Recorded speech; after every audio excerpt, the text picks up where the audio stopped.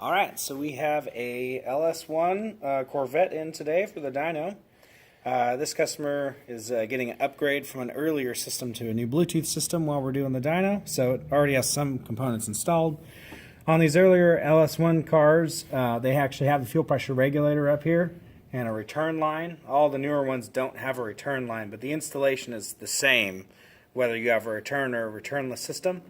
This is your pressure feed line, and on this system, this earlier system, we installed the fuel sensor down below the brake line splitter deal there, and this is the line that was supplied from the sensor back up to the fuel rail.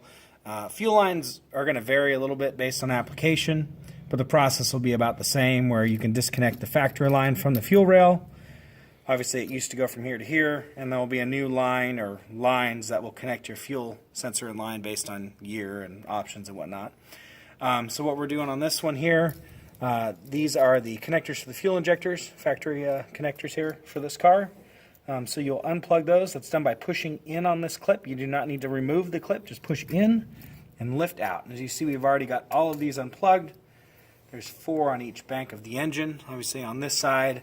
And then on the other side, we have up here the harness laid out.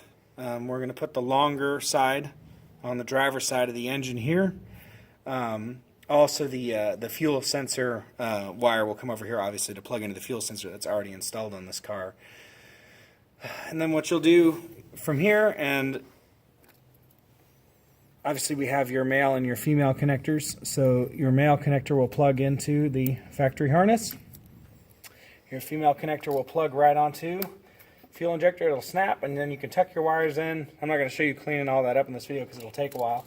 But what you'll do is you'll just take each one of these, plug it into the fuel injector, plug it right into your car's harness like so.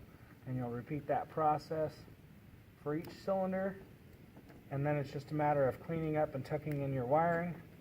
And you go ahead and move on to the other side. And I'll just go ahead and plug these all in while we got the video running to show you how simple and quick it is to do.